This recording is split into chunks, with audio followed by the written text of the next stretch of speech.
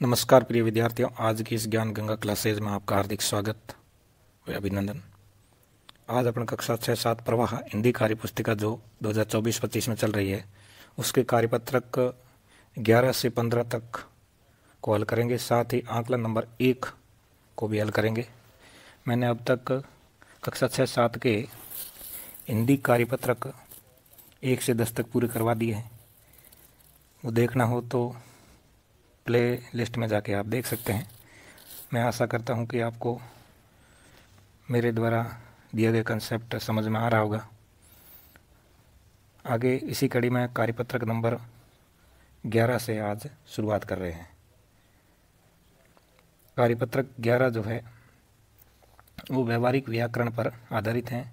शब्द समूह में शब्दों के अर्थ को समझ पाना जरूरी है। शब्द समूह में शब्दों के अर्थ को समझ पाना जरूरी है। इसमें देखेंगे पहला प्रश्न कि दिए गए शब्द समूह में अलग अर्थ वाले शब्द पर गोला खींचना है। अलग जो अर्थ देगा उसके ऊपर आपको गोला खींचना है। जैसे एक उदाहरण भी दे रखा है इसके अंदर, दिन। तो दिन को और क्या कहते हैं? वार कहते हैं। और दिन को दिवस भी कहते हैं, जबकि दिन को रात नहीं कहते। दिन का रात नहीं कहते क्योंकि दिन का विलोम शब्द है, इनका उल्टा है। आपसे पूछे कि भाई दिन का विलोम क्या है, तो दिन का विलोम आप कह सकते हो रात है। जबकि दिन के पर्यायवाची क्या है, तो दिन का पर्यायवाची वार है, दिन का पर्यायवाची दिवस है, दिन का पर्यायवाची रवि है। इस प्रकार आप बता सकते हैं। आगे के आग, तो आग का पर्यायवाची बताओगे तो अनल आग का पर्यायवाची है, और अग्नि भी आग का ही पर्यायवाची है। जबकि मसाल है ये आग का पर्यायवाची नहीं है, समान अर्थ नहीं दे रहा है।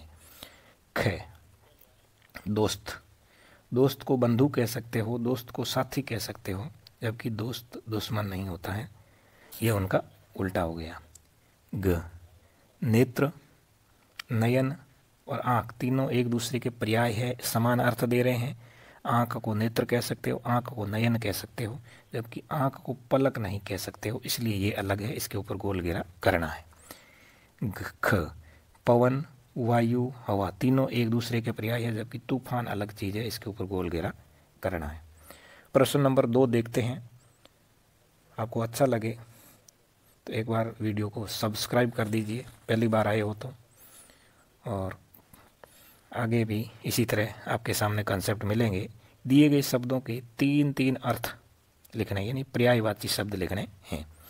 जैसे एक बताया है गृह, गृह के 3 पर्यायवाची घर, आलय, निवास। तो आपको धरा के पर्यायवाची बताना, धरती, भूमि, भू। खग के पर्यायवाची, खग को क्या कहते हैं? पक्षी कहते हैं, पंछी कहते हैं, विहंग कहते हैं। बादल का पर्यायवाची घन, मेघ और जलद। पानी का जल, नीर और सलिल। इस प्रकार आपको पर्याय बताने हैं, एक दूसरे के पर्याय शब्द बताने हैं। आगे प्रश्न नंबर 3, दिए गए शब्द युग्म की सहायता से वाक्यों को पूरा करना है। जैसे पीछे पीछे, सुबह सुबह, तरह तरह, सुनते सुनते, ऊंची ऊंची। ये शब्द यूज करते हुए बीच में आपको वाक्य बनाने हैं। एक उदाहरण दे रखा है कि बगीचे में तरह तरह के फूल खिलते हैं, तो आप वाक्य बना सकते हो कि शहर में ऊंची ऊंची इमारतें हैं, बछड़ा गाय के पीछे पीछे चलने लगा, तुम्हारी कक्षा सुबह सुबह लगेगी, नेहा लोरी सुनते सुनते सो गई। नेहा लोरी सुनते सुनते सो गई। उसके बाद में अपन पढ़ते हैं चौथा प्रश्न। सही विकल्प द्वारा रिक्त स्थान भरें और वाक्यों को पूरा कीजिए। जैसे सूरज की किरणें हमारे स्वास्थ्य के लिए लाभदायक होती हैं, तो सत्य, अहिंसा और शांति के पुजारी थे महात्मा गांधी। देश के वीर अपने देश की खाली जगह के लिए बलिदान दे रहे हैं, आन बान और शान के लिए बलिदान दे रहे हैं। प्रश्न नंबर 3, गंगा यमुना भारत की पवित्र खाली जगह क्या है? नदियां हैं। दोनों गंगा यमुना भारत की पवित्र नदियां हैं। तो कार्यपत्रक नंबर 11 पूरा होता है और कार्यपत्रक नंबर 12 की ओर रुख करते हैं। कार्यपत्रक 12 के अंदर आपको व्यवहारिक व्याकरण पढ़नी है, जिसमें मात्रा आएगी, संयुक्त वर्ण का प्रयोग आएगा, कठिन शब्द भी देखने को मिलेंगे। सबसे पहले दी गई वर्ग पहेली में से शब्द छांट करके लिखने। वर्ग पहेली में से शब्दों को छांटना है। ये वर्ग पहेली है पूरी, इसे बोलते हैं वर्ग पहेली। वर्ग है ये 4, जिसके चारों किनारे बराबर होते हैं, वर्ग कहलाता है। इसलिए इसको वर्ग पहेली कहते हैं। पहला इसके अंदर है ज्ञान। तो ज्ञान कहाँ लिखा हुआ मिलेगा, ये देखना है कि ज्ञान लिखा हुआ कहाँ पर है, तभी आप पता करोगे कि भाई ज्ञान आपको लिखा हुआ मिल गया है। तो ये है ज्ञान। इसी प्रकार चित्र, तो चित्र कहाँ लिखा हुआ है इसमें देखना है, ये पड़ा चित्र आपका चित्र। मूर्ख, ये मूर्ख यहाँ पर मिल जाएगा मूर्ख। मुख्य, तो मुख्य ये पड़ा मुख्य। भाग्य, तो ये पड़ा भाग्य। प्रजा, तो प्रजा भी लिखा हुआ आपको मिल जाएगा, कहाँ लिखा हुआ प्रजा, ये पड़ा प्रजा। इंग्लैंड, ये इंग्लैंड लिखा हुआ मिल गया। मुद्रक, ये पड़ा मुद्रक। इसी प्रकार प्राण, प्राण भी इसमें आपको मिल जाएगा, ये पड़ा प्राण। आगे दूसरा प्रश्न, प्रश्न नंबर 2, दिए गए अशुद्ध वाक्यों को शुद्ध करके लिखना है। ये प्रसिद्ध अशुद्ध है, इसे शुद्ध करोगे तो प्रसिद्ध ऐसे लिखेंगे। समस्या शुद्ध ये ऐसे लिखते हैं, प्रभावित शुद्ध ऐसे लिखेंगे, कृष्ण ऐसे लिखेंगे, सत्तू ऐसे लिखेंगे, दिक्कत ऐसे लिखेंगे, बुद्धू ऐसे लिखेंगे, मंत्री ऐसे लिखेंगे, जिज्ञासा इस तरीके से लिखेंगे। प्रश्न नंबर 3, दिए गए शब्दों में री का प्रयोग कर शुद्ध शब्द लिखने हैं। ये री जो आती है इसका प्रयोग करके शुद्ध शब्द लिखने हैं।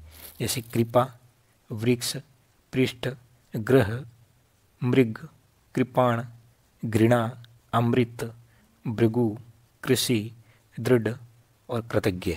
ये री का प्रयोग करते हुए लिखना है। जो भी इनके नीचे इस प्रकार लिखी हुई है ये री की मात्रा है, ये रे नहीं है, री लिखा हुआ है। आगे प्रश्न नंबर 4, निम्नांकित शब्दों का अर्थ लिखना। जो नीचे लिखे हुए शब्द है उनका अर्थ बताना। जैसे मुख्यालय लिख दिया, मुख्यालय का अर्थ होता है प्रधान कार्यालय। परीक्षा का अर्थ होता है योग्यता को परखना। परीक्षा का अर्थ अगर बताया जाए तो योग्यता को परखना। ग्रामीण का मतलब होता है ग्राम्य। दुर्गम का मतलब जहाँ पहुँचना कठिन हो। गंतव्य का मतलब जाने योग्य। अदृश्य का मतलब जो दिखाई न दे। विस्तृत का मतलब विस्तार पूर्वक बताना। महत्वपूर्ण का मतलब अति आवश्यक होता है। पर्यटक मतलब दूसरे देशों में घूमने फिरने वाला। इस प्रकार आपको बताना है। फिर प्रश्न नंबर 5 में रेफ रे और रकार रे लगाकर शब्दों को शुद्ध करके लिखें। रेप रे जो होता है वो किस प्रकार होता है और रकार रे किस प्रकार होता है। रेप रे होता है जो शिरोरेखा के ऊपर लगता है, उसे कहते हैं रेप रे। और जो रकार है वो पूरा रे होता है। ये ध्यान रखने की बात। जैसे ये रेप रे लगा हो, ये इसके अंदर ग्रहण, सूर्य, प्रतीक्षा, शर्त, ग्रमी, ड्रामा, वक्र, वृत्त, प्रयास, इस तरीके से आपको हल करने हैं। तो कार्यपत्रक नंबर 12 पूरा हो जाता है और कार्यपत्रक नंबर 13 को देख लेते हैं। कार्यपत्रक 13, व्यवहारिक व्याकरण। संदर्भ में संज्ञा शब्दों को सीखना है, बताना है आपको। संज्ञा शब्द के निम्नलिखित वाक्यों को कोष्टक में दिए गए शब्दों के आधार पर पूरा करना है। कोष्टक में दिए गए जो शब्द है उनके आधार पर पूरा करना है। जैसे बहादुर, तो बहादुर जो शब्द है उसमें मुझे उसकी बहादुरी पर गर्व है। नम्रता, नम्र से नम्रता मनुष्य का सबसे बड़ा गुण है। दोनों भाई पढ़ने लिखने में मेहनती है। ईमानदारी जीवन में दृढ़ता लाती है। यह काम है सहजता से कर लूँगी। बादलों की गर्जना सुनकर मोर नाचने लगे। इस प्रकार ये आपको हल करने थे। प्रश्न नंबर 2, संज्ञा का संदर्भ समझकर वाक्य में प्रयोग कीजिए। यहाँ संज्ञा शब्द लिखे, इनका संदर्भ समझना है और फिर उनका वाक्य में प्रयोग करना। जैसे तालाब में उगता है, क्या उगता है, तो कमल उगता है। इसी प्रकार गंगा नदी खाली जगह से निकलती है, तो धरती से नहीं निकलती है, हिमालय से निकलती है। अंगूर में होती है, क्या होती है, मिठास या कड़वाहट, मिठास होती है। दिल्ली की प्रसिद्ध इमारत ताजमहल है या कुतुब मीनार, तो कुतुब मीनार दिल्ली की प्रसिद्ध इमारत है। ताजमहल तो कहाँ पर है, आपका आगरा के अंदर है। ताजमहल आगरा के अंदर उत्तर प्रदेश में है। प्रश्न नंबर 3, दी गई व्यक्तिवाचक, जातिवाचक और भाववाचक संज्ञा शब्दों से वाक्य बनाने हैं। पहला है व्यक्तिवाचक संज्ञा शब्द, गंगा, गंगा गंगोत्री से निकलती है। इसी प्रकार फुटबॉल का लिखेंगे, बच्चे फुटबॉल खेल रहे हैं। जापान का लिखेंगे, मैं जापान घूमने गया था। तो ये व्यक्तिवाचक संज्ञा शब्दों का प्रयोग करके लिखा। इसी प्रकार जातिवाचक संज्ञा शब्द शहर है, तो इंदौर साफ सुथरा शहर है। बगीचा, मेरे विद्यालय के पास में बगीचा है। लड़के, कक्षा में 40 लड़के हैं। तो ये जातिवाचक संज्ञा शब्द है। शहर जातिवाचक है, बगीचा जातिवाचक है, लड़के व जातिवाचक संज्ञा शब्द है। इसी तरीके से भाववाचक संज्ञा शब्द की बात करें तो खुशी, खुशी का एक भाव है, तो मयंक खुशी के मारे फूला ने समाया। सर्दी एक भाववाचक संज्ञा है, दिसंबर माह में सर्दी अधिक पड़ती है। बचपन एक भाव है, मैं बचपन में खूब खेलता था। ये भाववाचक संज्ञा शब्द है। इसी तरीके से कार्यपत्रक 14 को देख लेते हैं। वाक्य निर्माण कर पाना है, इसके अंदर आपको वाक्य निर्माण करना सीखना है। दिए गए वाक्यों को सही क्रम में लिखिए। परिधि पढ़ती कविता है, तो परिधि कविता पढ़ती है। रानी जाती से बस बाड़मेर है, तो रानी बस से बाड़मेर जाती है। रेलगाड़ी सुहाना का सफ़र होता है, रेलगाड़ी का सफ़र सुहाना होता है। मैं बहुत अनाज घड़साना है होता, यानी घड़साना में अनाज बहुत होता है। अंशी जून को 29 जन्म दिवस है मनाती, यानी अंशी 29 जून को जन्म दिवस मनाती है। इस तरीके से आपको वाक्य जो लिखा हुआ उल्टा सीधा है उसको सही क्रम में जमा करके लिखना था। प्रश्न नंबर 2, नीचे दिए वाक्यों में स्थिति समझकर उसके बाद होने वाली संभावित घटना से मिलान कीजिए। पुष्पा स्वच्छता को अपनाती है, तो इसमें पुष्पा जो है स्वच्छता को अपनाती है, तो ये सीधी सी बात है कि ये घटना कौन सी घटेगी कि वह स्वस्थ रहती है। ताराचंद विद्यालय बहुत कम आता है, तो क्या होगा, वह अनुत्तीर्ण हो जाएगा। ममता अपनी बच्ची को घर पर भी पढ़ाती है, तो इसका मतलब वह पढ़ने में होशियार है। राजा प्रजा को बिना वजह दंडित करता है, तो जनता तख्ता पलट करेगी। चैत्र महीना चल रहा है, इसका मतलब आगे जो महीना आएगा बैसाख का महीना आने वाला है। अनूप के पैर में चोट लग गई, इसका मतलब अस्पताल जाना जरूरी है। तो इस प्रकार वाक्यों को आप जोड़ते हुए आगे लिखोगे। प्रश्न नंबर 3, दिए गए वाक्यों को पढ़कर क्रमबद्ध तरीके से लिखना है। वह अध्यापकों का सम्मान करता है। मदन सुबह जल्दी उठता है, नहाने के बाद खाना खाकर विद्यालय जाता है। वह प्रातः 7 बजे नहाता है, इसलिए अध्यापक भी उसे बहुत प्रेम करते हैं। वह मन लगाकर पढ़ता है। तो इसको सही क्रम में अगर लिखो तो सबसे पहले लिखना था 1 नंबर पे कि मदन सुबह जल्दी उठता है। 2 नंबर पे वह प्रातः 7 बजे नहाता है। 3 नंबर पे नहाने के बाद वो खाना खाकर क्या करता है, विद्यालय जाता है। फिर 4 नंबर पे लिखना था ये कि मन लगाकर पढ़ता है। 5 नंबर पे अध्यापकों का सम्मान करता है। और 6 नंबर पे इसलिए अध्यापक भी उससे बहुत प्रेम करते हैं। तो ये सही क्रम इनका था। प्रश्न नंबर 4, आप सुबह 8 बजे से 10 बजे क्या क्या करते हैं, क्रमबद्ध लिखना है। 8 से 10 के बीच में, 8 बजे से लगा करके 10 बजे के बीच में क्या क्या करते हैं। तो हम सुबह जल्दी उठकर दांतुन मंजन करते हैं, नहाते हैं और खाना खाते हैं और विद्यालय चले जाते हैं, यही काम करते हैं। आप कुछ अलग करते हो तो अलग लिख देना, बाकी हम जो करते हैं वो लिख दिया है। कार्यपत्रक 15 को पढ़ेंगे, जिसमें एक गद्यांश मिलेगा, उसको पढ़कर प्रश्नों के उत्तर देने हैं। सांबा नगर में एक बुद्धिमान व्यक्ति रहता था, उसका नाम था श्याम सुंदर। उसी नगर में एक शरारती बंदर रहता था।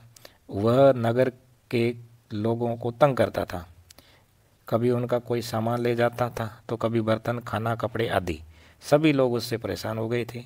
एक दिन श्याम सुंदर ने बंदर को लालच में देकर उसे जंगल में छोड़ दिया। उसके बाद सभी आराम से रहने लग गए। तो अब इससे संबंधित जो प्रश्न बनते हैं वो देख लेते हैं कि कौन कौन से प्रश्न बनेंगे।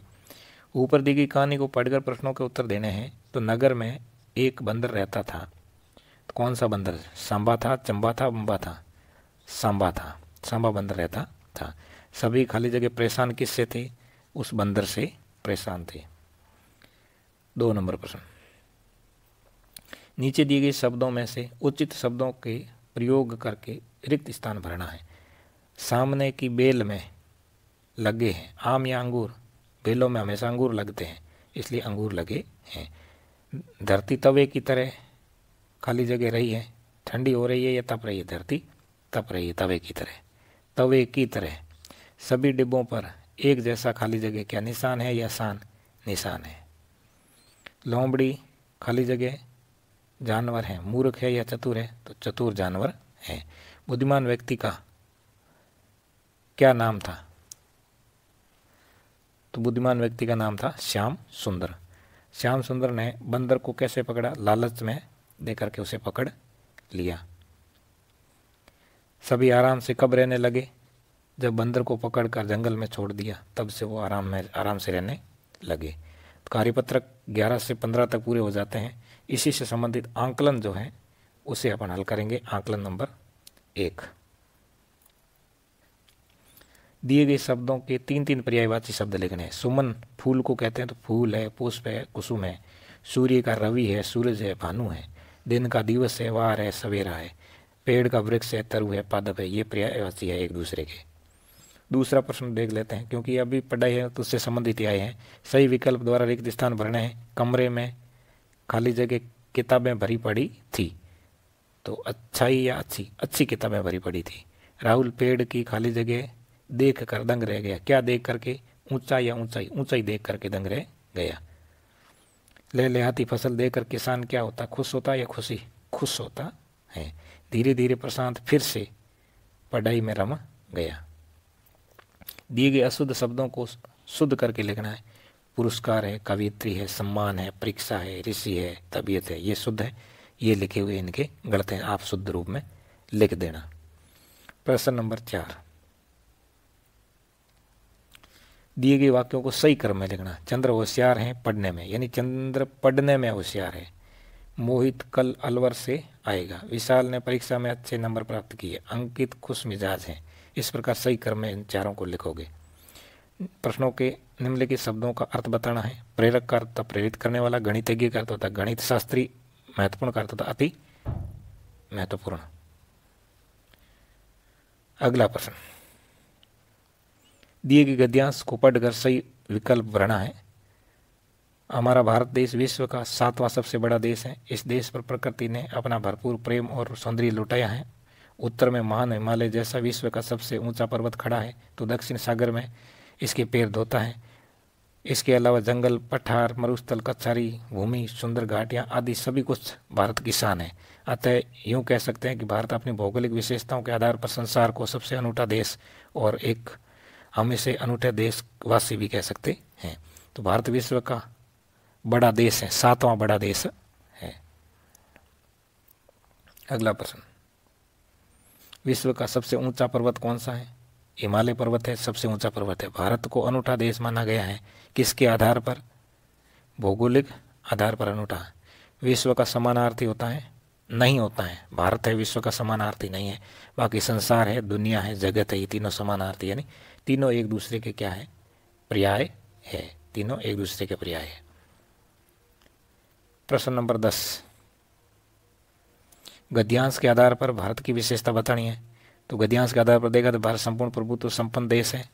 हमारा भारत देश विश्व का 7वां सबसे बड़ा देश है। जंगल, पठार, मरुस्थल, कच्छारी भूमि, सुंदर घाटियाँ आदि भारत की शान है। महान हिमालय जो विश्व का सबसे ऊंचा पर्वत है। इसी के साथ अपने कार्यपत्रक 11 से 15 तक पूर्ण हो जाते हैं। साथ ही साथ एक आंकलन भी पूर्ण कर दिया। आपको मेरे द्वारा दी गई जानकारी अगर अच्छी लगे तो लाइक, कमेंट और सब्सक्राइब ज़रूर करें। साथ ही आप वीडियो को सही ढंग से देखेंगे तो आपको कुछ बातें ऐसी है जो आपने नहीं सीखी है वो भी समझ में आएगी। और आप इसी तरह विश्वास बनाए रखें। आपका दोस्त इसी जोश और जुनून के साथ अन्य क्लासें भी लाएगा। जय हिंद, जय भारत।